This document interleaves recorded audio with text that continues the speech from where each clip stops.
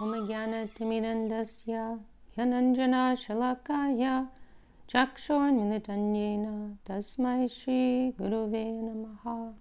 Hello and welcome to our Seeking the Essence podcast. I'm your host, Vishaka Dasi. Good morning, good afternoon, good evening, wherever you are in the world. I'm in Salt Lake City right now. It's about 8 o'clock in the morning. We've had a beautiful few days of festivals. We celebrated Lord Krishna's appearance day, Janmashtami we call it. And also the next day, it's kind of like an after party. The day after he was born was the real celebration. And also it was the appearance of Srila Bhaktivedanta Swami Maharaj Prabhupada, the founder of the International Society for Krishna Consciousness. So it's been a very full few days. I'm also visiting my family who live here in Salt Lake City. So it's been very sweet.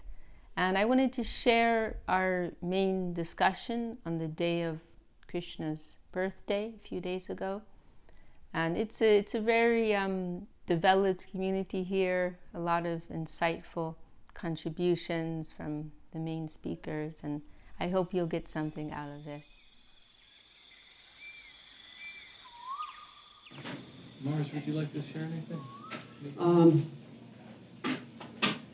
I know you shared a lot already. So. Yeah, I don't know. Maybe Vishaka, you can tell us about Krishna's birth and lace it with potent force. Never heard that combination. Well, it all happened in a dark, rainy night. Is it raining? It was the monsoon season, right? Oh, well, right. I thought you were talking about here. Oh. Oh. I mean, I'm happy to hear from you, or have you start, Marsh. But if you really want me to begin, then I can. No, I want to defer to you. I can't remember past that very well. Not necessarily even tell the story. Just share whatever is Okay. inspiration, whatever's in your heart. Okay. Well, we have some persons coming for the first time. Is everyone already somewhat familiar with Krishna, or some people not so much? What about Jalen? Hey, Jalen. How are you? Do you think we're crazy? Well, if you keep coming a little more, you'll realize that we all are. Well, you know, I mean, like, if we think of things objectively, some of the things that we do may seem a little strange. Like staying up to midnight, fasting. But actually, it is our way of honoring the Lord. It's our way of honoring, and it's an opportunity for us to stretch, right? You know, to get out of our mundane comfort zone, right? And our Guru Dev, he gave this explanation of the Sanskrit word for fast is upavas. And upa, he says, comes from the word samipe, which means to be close to. And vas means to reside. So he's saying the idea is that by fasting, we're giving up our own comforts. We're depriving ourselves, some healthy little bit of deprivation, right? And in that way, we are allowing ourselves to increase our remembrance of the Lord. You know, we're bringing ourselves closer to the Lord. Issue is that we're normally very fixed and present in our mundane body, right? There is the Atma, the soul within, that is covered by these mundane layers of the physical body, the mind, the ego. And normally we spend all day long feeding those things, right? Feeding the body, you know, feeding the mind, feeding the ego in so many different subtle and gross ways, right? And so on days like this, we have this opportunity to, as our Guru Dev said, happily do what we don't want to do. That was how he defined the word sadhana, right? Our life of, you know, regulated practice. Like, what we don't want to do, we will happily do, right? like that bitter medicine that Shama was taking. So in these days, it's like we're trying to like minimize our bodily enjoyment. And in that way, there's this lightness that comes about and that allows us to come closer to the Lord. And it's, there's a sweet spot, not too much on either side, right? We have to find, and it's all individual as well, right? Because we don't want to deprive it's not about the deprivation, right? Sometimes our devotees make that mistake, right? Or we all do, I do too sometimes. We think it's about the deprivation, it's about the fasting. It's not what it's about, And it's also not about the exploitation, the enjoyment, But the idea is that our principle is yukta vairagya, right? We're taking from this world, just what we need, not more, not less, right? So this is some explanation for the principle behind fasting and increasing our remembrance of the Lord. And so Maharaji asked if I could say something about how Krishna appeared in this world, and perhaps some of you haven't heard that before. And first of all, and this is something which only recently has begun blowing my mind, that Krishna appeared in a prison cell. It just hit me it was just a year or two ago. I was like, wow, that is like so deep. Like God chooses to appear, like God who has everything at his disposal, right? He chooses to appear in a prison cell. It's like, what does that tell you, right? Like, don't get stuck on objective reality. Don't get stuck on circumstances. Reginald, can you please don't sit like that? You're like my worshipful auntie. Come sit in the chair.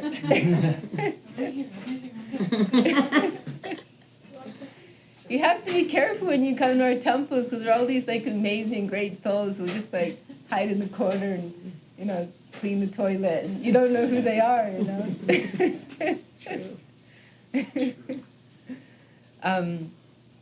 So it's very interesting, And one thing we have to always remember when it comes to when we're hearing about Krishna's activities, they are all what we call Leela. And Leela, in one way, I would define Leela as that which is beautiful and totally unnecessary. I like to quote Oscar Wilde, who says, all art is quite useless, right? He himself is an artist of a kind. And he's saying, so, is he praising art, or is he just, he's saying that art, it's exploring a world beyond utility, right? Beyond basic need. It's exploring a finer world, right? And so, God already has everything. He doesn't need, most of the world has to work hard every day just to survive, right? Just to put a roof over their head and food on their table. But what about people who have that all covered, right? They're exploring a higher world, a finer meaning. They're doing unnecessary things, in a sense. Unnecessary, but deeply meaningful, right? They have the privilege of exploring a world of, art, love, feeling. So Krishna represents that, right? There was once, India was under Muslim occupation for many years, and some of the Muslim rulers, we were discussing this last night, they were not very friendly, rather they were highly inimical and violent against the Hindus. But there were some who were very respectful, actually, and favorable. And there was one, Akbar, who was in that second category. And we're told that once there was this exhibition that was set up for him, and it was, they were depicting many of the prominent gods in the Hindu tradition. And so there's Shiva there, there's Parvati, there's Ma Kali, and so on. Krishna's there, and then afterwards, this some person, they asked this Maharaj Akbar, who was your favorite? Who attracted you the most? and like, who do you think is the best? You know, and he said, oh, Krishna for sure. And they said, oh, why do you say so? And he said, well, Krishna is just playing a flute. He said, like if you look at all the other gods, they've got a duty. They've got a 9 to 5. Right? Like Shiva's holding a trident, right? You know, Ramachandra's carrying the bow and arrow. You know, Vishnu's got the chakra and the club, and right. Everyone has some duty that they have to carry out, right? But Krishna, he just has a flute, right?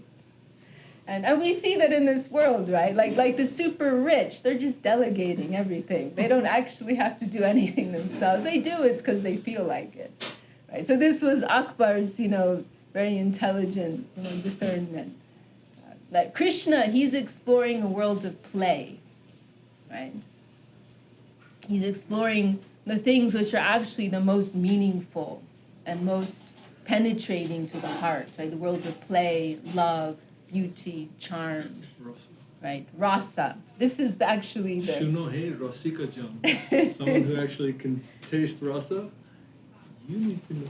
They will Krishna appreciate Guna Krishna. This is what it comes down to, this word rasa that Prabhu's mentioned. You know?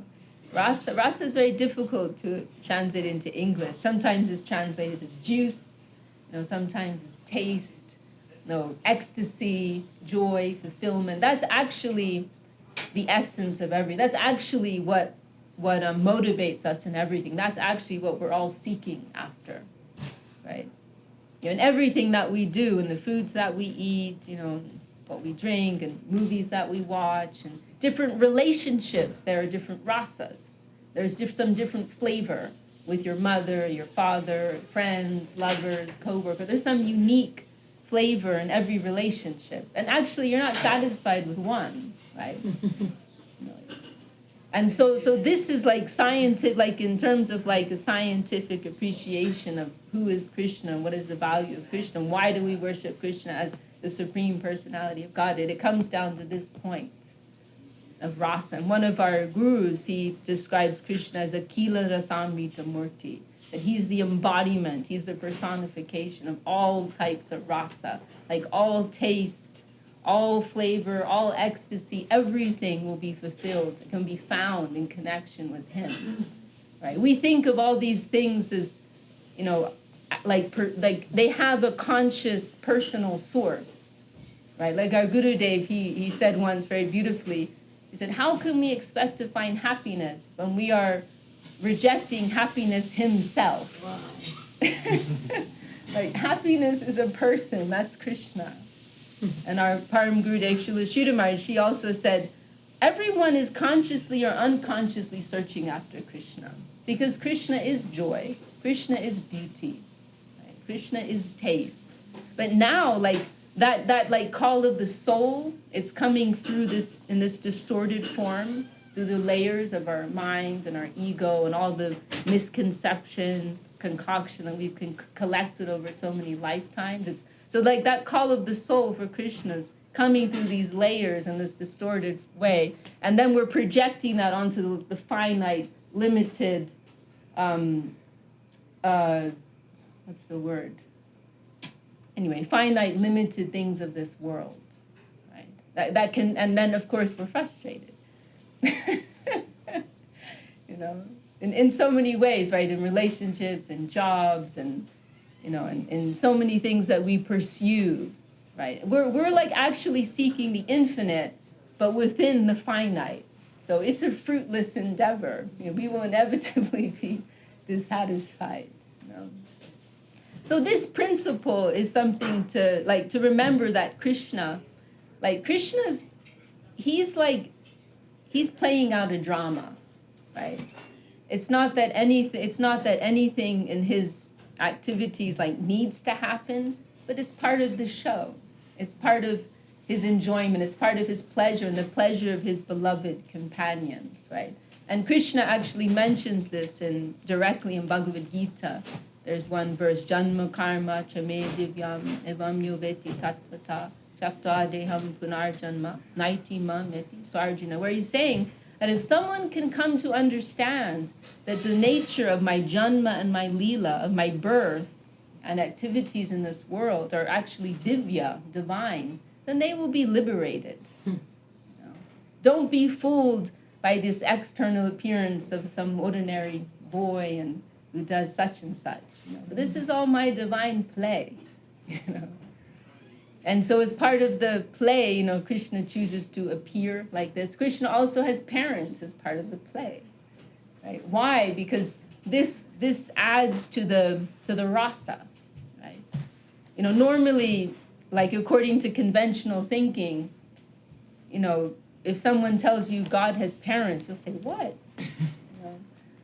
How can the supreme, original, divine being have parents, right? He is the, as we have in one of our scriptures, right? Adir Govinda. He's the source of all. He's the cause of all. How can he have a cause? How can he have a source?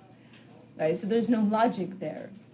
And within the Hindu tradition, there are many who will prefer to attribute divinity to Vishnu. Right? Vishnu's got 4 arms. Like, come on, you can't beat that. Like, he's obviously superhuman. Right? He doesn't have parents. He's just eternally existing. Right? So, according to one line of thought, that makes more sense. But our gurus, they think in another way. They think in terms of rasa. Right? And what is the proof of the value of rasa? That's the thing that we're all actually seeking after. Right? So, who has the most rasa? Okay, Krishna has parents, but that actually adds to his value. Why? Because that increases the spectrum of relationships that are available with Krishna. So every relationship is available in connection with Krishna. Like that's a channel for some persons to express their love towards the divinity in a particular way. Like one of our new friends, he shared how, he's like in his early 40s now, and he shared that, he's struggling with his mother because his mother still wants to see him as her little, 12-year-old boy, and and I told him, you have to tell him about Krishna. Like, that may be like a very genuine need that she has in her heart, that she needs to be a mother. That's a love within her she needs to express, right? So then, within the theistic world, within the world of religion, where do you find an explanation for that? Where do you find a channel for that type of love? Right? We're just going to go sit in the oneness, or we're going to bow to our Creator, then we're just going to zip up all our feelings, all these deep, complex, refined feelings that we have. So this is what we find in connection with Krishna, and only Krishna, that all of these complex expressions of the heart, urges of our being that we have, there is a channel for them in connection with Krishna. There's a place for them in connection with Krishna, right? So this is scientifically speaking, how our gurus they appreciate Krishna as the what we call Swayam Bhagavan. Bhagavan is God, the personality of God. Swayam means the original, right? The OG. He's the source of all other expressions of divinity. Right? And so as part of Krishna's play, he chooses to appear in a prison cell. Right? And there's a whole background behind that I don't know how much you want to go into all of it. You can go into any and all. Whatever. As it flows. Well, maybe I should for persons who don't know. I think it's, all of it is amazing, right? Ashcharyavat. But so Krishna's mother, Devaki, she is a princess, right? And she marries this Vasudeva, and her brother, he's a wicked man. And on the day that Devaki marries Vasudeva, they're having this grand marriage procession. It's a joyful event, right? And her brother Kamsa, he's leading the way, and he's celebrating with his sister. And then there's this mysterious voice, Akashvani it's called, mysterious voice from the sky. and saying, "Oh, Kamsa, why are you celebrating? The 8th son of your sister is going to kill you." Right? And again, this is all part of the play, right? And so then Kamsa shows his true colors. He pulls out his sword, ready to behead his sister. But Vasudeva, his new brother-in-law, pleads with him, "Please, please, don't kill her." But Kamsa's like ready to go for it, and finally Vasudeva convinces him, saying, "We promise we'll give you every child that comes from us, and you can do what you want with them, but please don't kill my beloved wife." And so then, as a result of that, Kamsa He knows that Vasudeva is honest. What did you say? He knows Vasudeva's an honorable, honest gentleman. And so he accepts that. But he imprisons them, and every child that comes, he kills them, kills the child. And then finally, it's midnight, right? This time of year, 5,000 years ago. And then baby Krishna's born, right? And I believe he temporarily manifests himself in this 4-armed Vishnu form, right? And he gives instructions to his parents and tells them, take me out now to the village of Vrindavan. They're in this city of Mathura. Take me to the village of Vrindavan, to the home of this Jashoda. And she's just given birth to a baby girl, and make some exchange, So you take that baby girl and you leave me there next to her.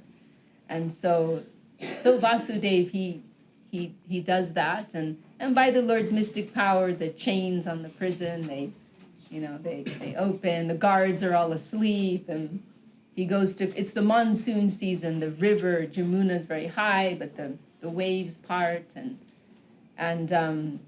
finally he reaches Vrindavan, and he makes this exchange, and then in the morning time, everyone in Vrindavan is overjoyed to see that Mother Jashoda has given birth to this beautiful boy. And then meanwhile, Vasudeva has taken this baby girl, back to Mathura. And soon after that, she's making some cries, and everyone wakes up, and Kamsa comes, and he tries to kill her. But then this beautiful goddess form, Yoga Maya, she's called, she rises up, and she tells Kamsa, too late. Krishna's already, he's safe, and you better watch out, And then it's interesting, then in the next few years, Kamsa, he actually becomes incredibly Krishna conscious. Because he's obsessed in this fearful state, like thinking about Krishna. Where's Krishna? Krishna's going to kill me, and like that. But it's actually like one form of Krishna consciousness. And it's mentioned in the scriptures, like in any way that you meditate upon Krishna, whether in fear, whether in love, you'll be benefited, you'll be uplifted. How merciful is Krishna? And so then this element of Kamsa, like within the Leela, within the play of Krishna, it adds this whole dimension, right? Where there's then Kamsa, when he finally discovers who Krishna is, he at different times he sends out like different demon buddies of his who go and try to kill Krishna, who come in different interesting forms. They try to kill Krishna. And so this like adds something to the whole play of Krishna, where he gets to become the hero. He protects the residents of Vrindavan in different ways. And meanwhile, everyone who loves Krishna, they're often like, on the edge of, like praying, Krishna, don't leave us. And they're like afraid Krishna's going to die. And, so many dramatic adventures, they take place. And really, it's all just like a stage. It's all a platform to intensify the loving connection that Krishna has with his beloved devotees. There's one, one of our main principles is that of Sharanagati. Sharanagati means surrender, right? And, just as one example of one of the pastimes, the Leelas that takes place, there's this one demon who comes to try and destroy Krishna, Aghasura. He takes this form of a giant serpent. But he's so big that when you're right next to him, you can't really see what it is exactly, right? And so there's this one description of, Krishna, he appears as a cowherd boy, and this is also part of the stage, right? Because when things are too grand, when there's too much of an expression of power and majesty, that puts a check on the flow of love and affection. So Krishna, he appears in this ordinary way. There's no distraction, power or wealth or anything like that, right? And so this is a community of dairy farmers, and so Krishna has all these cowherd, friends, And so there's one description of how one day, a group of these cowherd boys, friends of Krishna, they come across this giant serpent, and they're like curiously like peering in. Oh, what's this? This looks interesting. And there's like this like foul smell coming out, and looks very dark and horrible. But they're just like curious. Oh, what's this? And they're like, oh, why don't we just go in and check it out? So they actually enter like the gaping mouth of this giant serpent. But at that time they also mention, we don't know what it is. Maybe it's something, that's, maybe it's some horrible creature. Maybe it's going to try and destroy us. But Krishna's there. Krishna will take care of us. If anything happens, we know Krishna's always got our back.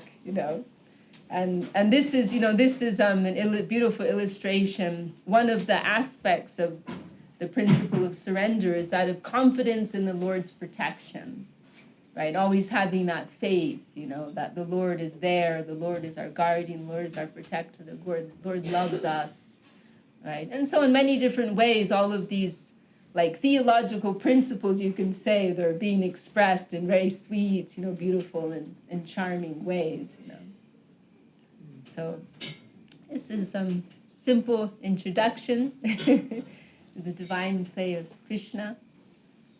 And we have any other honorable speakers tonight? And I'm just also on a personal note, just want to say how happy I am to be here. It really feels like family. It is family. I mean, like, Sudarshan knew me like when my mother was pregnant with me.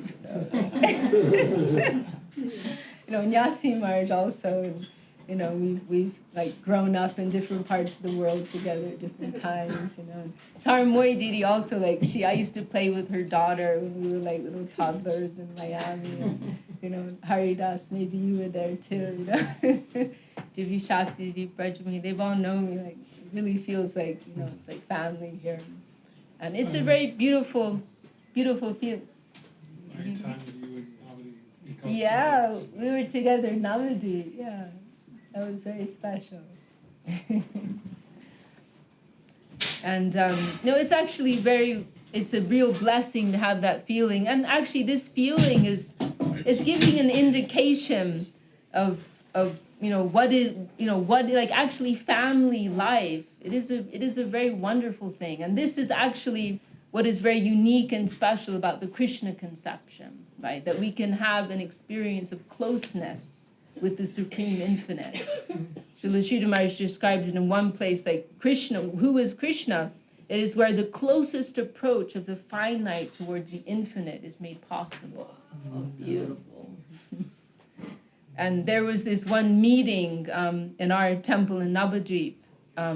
Like this is early back in the 70s, and there were some disciples of Swami Maharaj Prabhupada, who was the founder of the ISKCON movement. They were attending, and many persons had an opportunity to speak. And there was this one American woman, she was invited to speak, and she said, what I appreciate about Krishna consciousness is that we have the opportunity of having a family life with God. Like that's what moves me the most. That's what attracts me the most.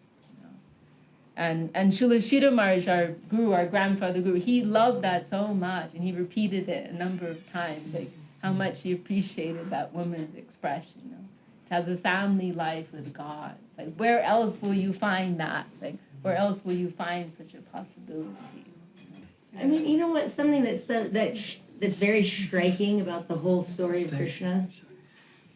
It just kept on hitting me while you're talking about. It's like there's actually adversities that are hitting these people who have affection for the Lord, right? Like, and it starts off as extreme as it can get, right? It's like, you know, I think for most people, like if they're asking like, oh, you know, tell my fortune, there's really only four things that everyone in the whole world wants to know.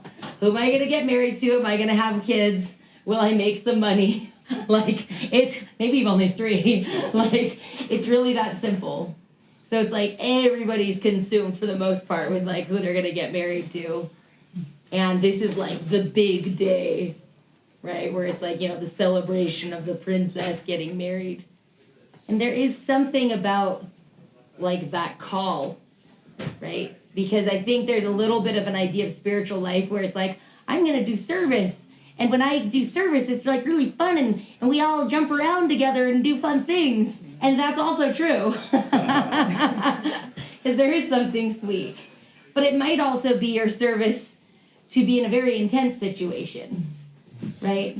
Because the Lord is born in the midst of a prison, right? And there is a very dire circumstance that's happening. And revelation is happening to those divine parents inside of the darkest cave. And like the significance in the night, in the rainstorm, in like, you know, in the dark moon. In the dark moon, right? And then of course there's significance. There's a name of Krishna, is Shama Sundar, right? Which like translated in English is like, you know, blackish color, you could say, but Beautiful. then blackish and beautiful. And then they're saying, well, another translation is hard to see, right? Who is mysteriously hidden from our vision. And they're saying, how is it possible to see this divine Shama Sundar? And they're saying the halo of Srimati Radharani, whose service incarnates, you will only be able to perceive the hidden divine Lord through, one, through her, two, through dedication and service. What cannot be perceived? And then the mysteries continue to invert and invert and invert again, right? So then, you know, the river opens. Anantasesh, the divine snake, is the umbrella in this situation, right? And then they're beset by all sorts of what we would call tragedies. Extremely dangerous situations are happening on the regular, right? Like, and you know, you could say like these different kinds of demons, if you really want to get into it, they're just different kinds of shapeshifters. And this is a quality that they're very good at, right? And they're looking very wonderful and they're bringing something bad. Because, you know, it's like you don't have to search too far. It's something that looks kind of sweet and delightful. Like the very first demon that comes in the story is Putana. So the very day of Krishna's birth, this is the huge celebration. Mother Yashoda is so tired that she can't even remember, was it a boy or a girl that was born? It's like, it's this beautiful boy, and it's like time to party, right? So again, like, see how fast this is. It's not like these huge, like 25 years go by. It's like the next day after Krishna's born, they're doing this huge celebration. And custom in India is everybody, there's like charity that's being given to everyone by the parents. It's the exact inverse of our birthday celebration, which that's another interesting thing, is that there is the person whose birthday it is, they give to everyone else. So Nanda Maharaj is like cooking for everyone and giving cows to the Brahmins and like distributing this affectionate kind of feeling. And in walks this lady who's so beautiful that everyone's like practically fainting, and they're thinking, oh, the goddess of fortune herself has come to bless this child, right? And we know that she's Kamsa's sister, I think, right? Anyway, You're talking about Putana? Yeah, Putana. Yeah, I think she's she's comes as a it's little a complicated sister or something. family, you know. They've got issues. Do not want to be at that get together. Anyways, but she walks in and she's so beautiful. And think about like all of the different symbolism of like, you know, the light bringer, so to speak. Always looks good in the beginning and very, very dangerous, right? So she walks in and she's so glowing that everyone's like, oh my God, a goddess has come here. Like, please go to the Lord. And so she goes to the Lord, and they're thinking, oh, it's so auspicious that she's nearby, and she actually asks to breastfeed the Lord, right? She had this whole poison on her, and ultimately the the Lord sucks the poison and her life air out, and then her body transforms to this huge, like, mountainous kind of structure, right? So she was considered a very powerful witch. But the very interesting thing Bhaktivinoda Thakur speaks about is the first obstacle on the path of spiritual life will be the false guru. And that is what he's saying Putana signifies, right? So you have layers and layers and layers. There's a story that is in and of itself and for itself, right? There's a pastime that's happening. And there's grave danger. And we shouldn't be so necessary. We can look to these stories and see that abject danger. And then we don't have to just like glamorize a very superficial kind of practice of what spiritual life is, right? That's very like kind of like heartening in a sense. There's an adventure aspect to it. And the Lord likes adventure. That's the other thing, right? You know, like there is a thing of feeling. Like it's not very exciting unless you're feeling super uncertain and you're not sure if you're going to make it through. And then everything starts to feel, you know, what is it? Like there's like a ripple through all of your plans. And then maybe they say when all of these, unstable, when this instability is happening, then like, what is that sentence? Like make space for grace, right? Maybe something can pierce through what is called the mountain of selfish ego, right? That's what we're talking. All of these things are to like basically shatter these tectonic plates of selfishness, right? And then all of that uncertainty, and then finally desperation is coming. Finally, we have some humility. Finally, we're throwing ourselves into this situation, and then something is starting to move, right? And that's where you hear these things like where it's like there's a reciprocation that's actually happening with the environment, right? And that it's all very alive and very significant, right? And so you can say that Krishna is the connoisseur of all types of feeling. It is the deepest miner with his devotees of all feeling, right? That's what the scriptures are saying, right? The deepest miner meaning to the most extreme that something can be felt, right? Right to the edge of what you think you can tolerate, and then more. That's why, because sometimes people say, wow, these stories are so dramatic. I was like, yeah, you're on the journey to the infinite. Like, it might be pretty unpredictable, right? And outside of anything that the mind can concoct, right? It's the Lord that you're searching for is outside of yourself, outside of your mind, you could say. Not necessarily outside of the indwelling witness, but outside of the imagination of what infinite means. I was thinking just one quick thing about time, and I think it was when Didi was talking. Anyway, time I am. Krishna says, destroyer of the worlds, and I have come to engage all people. And that quote was recited by Oppenheimer at the time they exploded the first atomic bomb. And Krishna's time, he destroys everything, but simultaneously there's an aspect of time like today. Today is a very special time. It's Krishna's appearance. And not only is it just a calendar day, it's an auspicious time where we can grow in spiritual life in a particularly deeper and more powerful way. This time enables us to like step into a situation where we can automatically develop in a more powerful spiritual way. So we come together on days like this to discuss about spiritual topics, to hear from each other, to grow in relation to each other, and develop in our spiritual life based on the idea that this day is particularly auspicious and particularly powerful in relation to awakening the spiritual self that's within each one of us. So time can be a destroyer, but it also can give us good things. You guys gave me Krishna and Leela.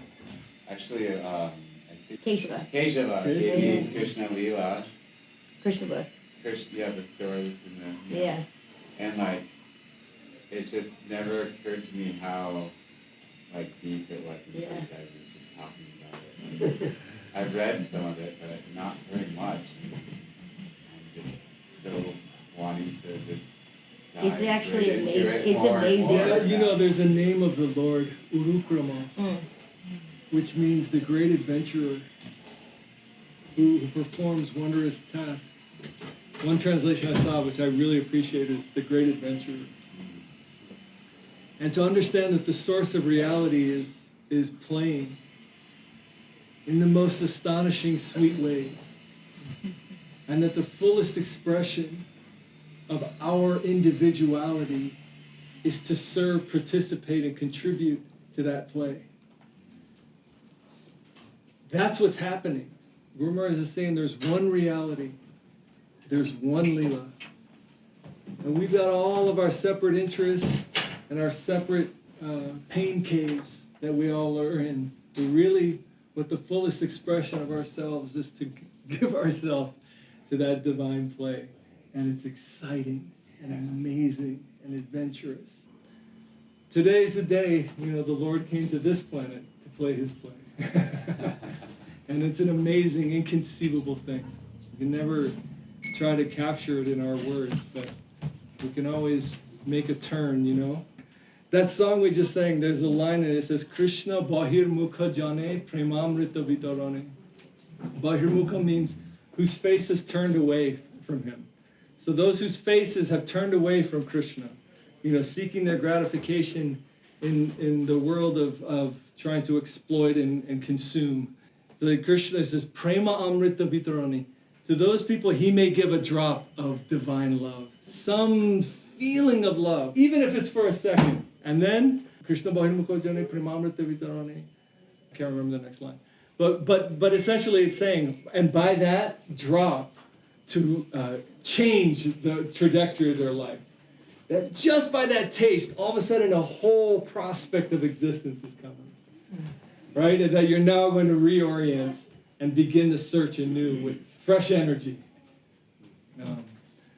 And really, that's the wonderful prospect of life. And Hare Krishna. Anyways, I'm totally unqualified to be really even talking about anything, but we have some connection with Srila Gurudev and you know, some grace, you know, that we felt something, some feeling that is never. You feel like I can never leave this search ever. by that grace. Jacob has a question. Thanks, Maharaj. So all the talk about Leela, like why is he bent over because it's beautiful? Why does he have parents because it's like more fun that way? I do think that like it is beautiful. I do think it's very profound, but like on a bad day, it's also kind of like tragic. It strikes me that this whole thing is just play. Like my life is kind of a farce. Am I just like a toy for God? Like what do I mean? Can you like relate to that, or you know what I'm talking about? Or you have anything to say about that? I'll put it like this, that the thing is that we have removed ourselves from that beautiful play of the Lord. We are living in the world of action and reaction. You know, we are living independent lives. Like as long as it's like that, you know, Satan's expression, as Milton puts it in Paradise Lost, to reign in hell or to serve in heaven, right? So when we're living in that mood, that posture, that spirit of loving submission and service to the Lord, then we're automatically under his guardianship. We are part of his divine play.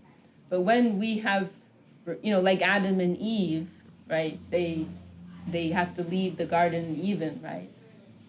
You know, it's like when we choose the life of independence, you know, and we're told that all souls at a certain point, they have this choice, right, to enter that higher world as a loving servant in heaven, so to speak, or to enter a lower world as a master to explore a world of domination, right? So we're told that this world is like a correctionary institute. You know, it's a world for the souls who have some reform necessary. You know, it's a world where, you know, like sometimes I use the analogy of, you know, when we're living at home, our parents are taking care of everything for us, right? They're paying the bills, you know, they're supplying all our needs. If we get into trouble, they'll take care of it, right? Everything's covered. But if we like say, I want to strike it out on my own, you know, then all of a sudden the world of responsibility and accountability comes upon us, right? We have to make money, we have to pay the bills, we're accountable for everything.